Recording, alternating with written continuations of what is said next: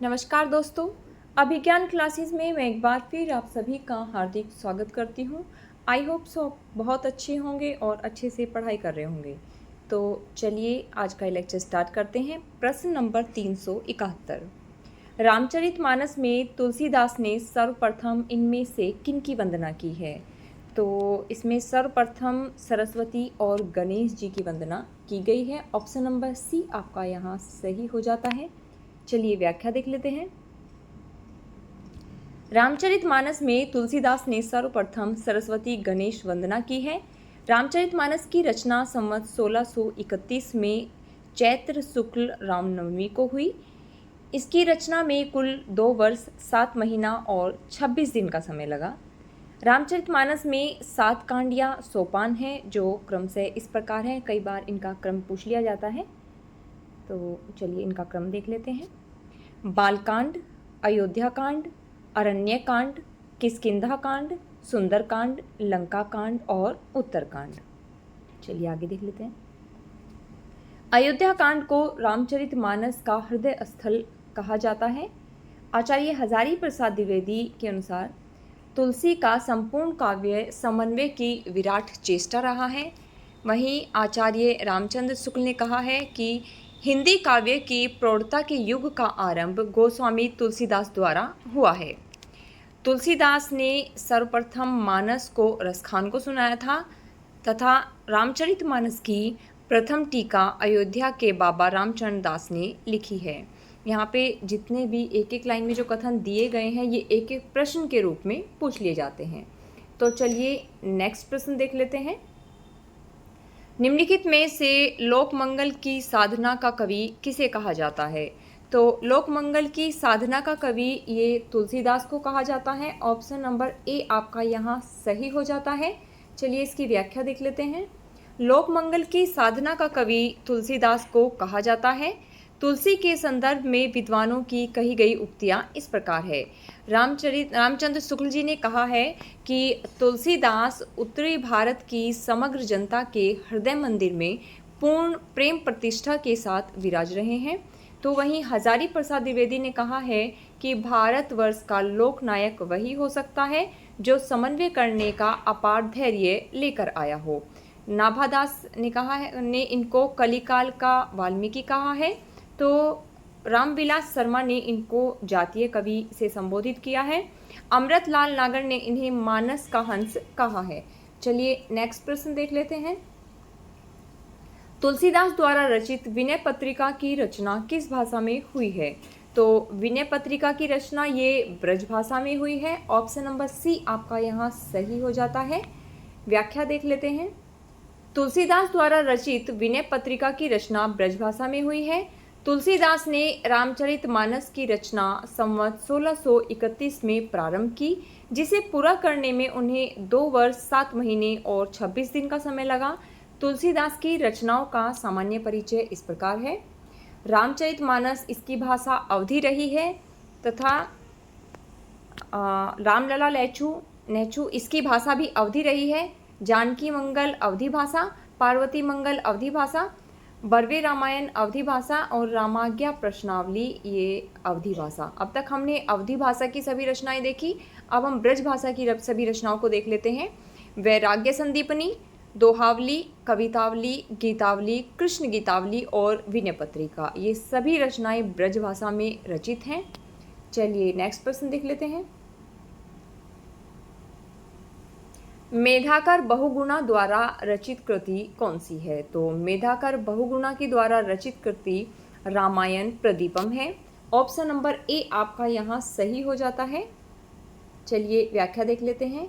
यहाँ जो अन्य विकल्प दिए गए हैं उनकी जो कृतियाँ हैं उनके रचनाकार भी देख लेते हैं। महावीर चरितम ये भवभूति की रचना है। गंगा शतकम ये लोक रत्न गुमानी पंथ की रचना है। चलिए नेक्स्ट प्रश्न देख लेते हैं। नाभादास किस भक्ति धारा के कवि हैं? तो नाभादास ये राम भक्त कवि हैं। ऑप्शन नंबर बी आपका यहाँ सही हो जाता है। चलिए व्याख्या देख लेते हैं। नाभादास भक्तिकालीन राम भक्त कवि माने जाते हैं। ये स्वामी अग्रदास के शिष्य थे। नाभादास की 3 कृतियाँ उपलब्ध हैं।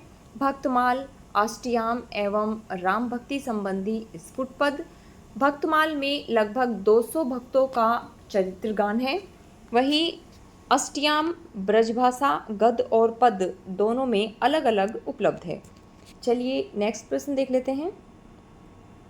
यहाँ एक कथन दिया गया है, सच पूछा जाए तो मध्य युग की समग्र स्वाधीन चिंता के गुरु रामानंद ही थे।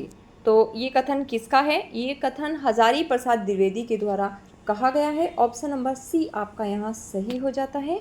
चलिए व्याख्या देख लेते हैं। रामानंद का जन्म प्रयाग के ब्राह्मण परिवार में हुआ था। इनकी माता का नाम सुशीला देवी तथा पिता का नाम पुण्य सदन था। कबीर, रैदास सुरसरी, अनंतानंद पीपा धन्ना इनके प्रमुख शिष्य थे। स्वामी रामानंद द्वारा स्थापित रामानंदी संप्रदाय को ही रामावत संप्रदाय कहा जाता है।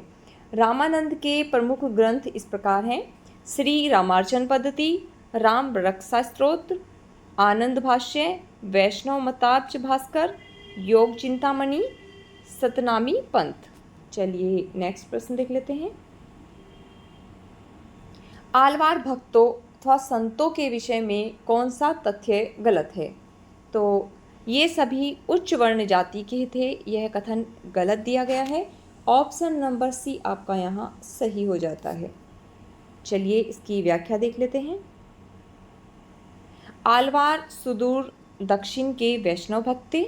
इनकी कुल संख्या 12 है, जिनमें महिला आलवार संत आंडाल भी शामिल मानी जाती है।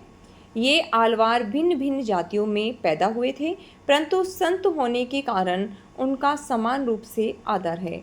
12 आलवार संतों का समय 6वीं से 9वीं शताब्दी के बीच माना जाता है। चलिए नेक्स्ट प्रश्न देख लेते हैं। भगवान को सगुण मानकर उनकी भक्ति पर बल देने वाले भागवत धर्म के भेदों और उनके संस्थापकों को सुमेलित कीजिए। श्री संप्रदाय ये रामानुजाचार्य, ब्रह्मा संप्रदाय मध्वाचार्य, रुद्र संप्रदाय ये विष्णु स्वामी और सनकादिक संप्रदाय ये निम्बार्काचार्य से संबंधित है। चलिए एक बार और इसका रिवीजन कर लेते हैं। श्री संप्रदाय इसके प्रवर्तक रामानुजाचार्य रहे हैं तथा ये इनका दर्शन विशिष्टाद्वैतवाद रहा है। ब्रह्मा संप्रदाय के प्रवर्तक मध्वाचार्य तथा दार्शनिक मत इनका द्वैतवाद रहा है। रुद्र संप्रदाय इसके प्रवर्तक विष्णु स्वामी और दार्शनिक मत ये शुद्धा द्वैतवाद रहा है। सनकादि संप्रदाय इसके प्रवर्तक निम्बार्काचार्य और दार्शनिक मत द्वैतवाद या इसी को भेदाभेदवाद भी कहा जाता है। गौड़ीय संप्रदाय के प्रवर्तक चैतन्य महाप्रभु और ये इनका दार्शनिक मत द्वैतवाद रहा है। राधा वल्लभ इसके प्रवर्तक हित हरिवंश रहे हैं। सनकादिक संप्रदाय को निम्बार्क संप्रदाय, हंस संप्रदाय या कुमार संप्रदाय के नाम से भी जाना जाता है। चलिए नेक्स्ट प्रश्न देख लेते हैं। नाभादास कृत भक्तमाल से संबंधित कौन सा तथ्य सही नहीं है? तो असत्य कथन बताना है। ऑप्शन नंबर डी आपका यहाँ सही हो जाता है कि उत्तरार्ध में मध्यकालीन भक्त संतों का विस्तृत जीवन व्रत दिया जाता है, यह यहाँ गलत दिया गया है, यही आपका सही हो जाता है। चलिए व्याख्या देख लेते हैं।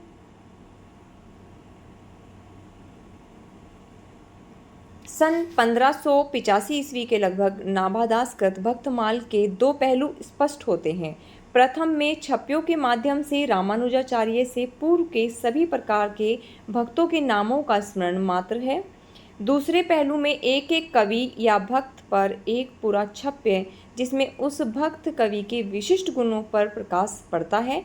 एक छप्य में 6 चरण होते हैं जिसमें किसी कवि की जीवनी नहीं आ सकती है, अतः इसे जीवनी साहित्य नहीं कहा जा सकता है।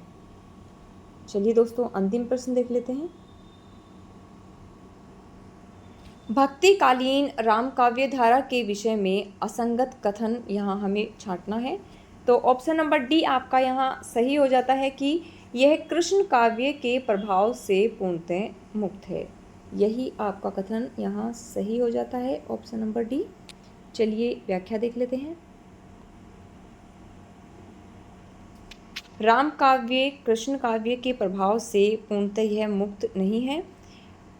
राम काव्य की प्राय सभी शैलियाँ दृष्टिगोचर होती हैं। तुलसीदास ने राम काव्य के सृजन में विद्यापति और सूरदास के गीति पद्धति का सफलतापूर्वक प्रयोग किया है। राम काव्य की कुछ प्रमुख विशेषताएं हैं, उनको देख लेते हैं। इसके अंतर्गत हमें लोकमंगल की भावना, अवधि और ब्रजभाषा दोनों की बहुलता, समन्वय की भावना और प्रबंध एवं मुक्तक रचना की प्रवृत्ति देखने को मिलती है।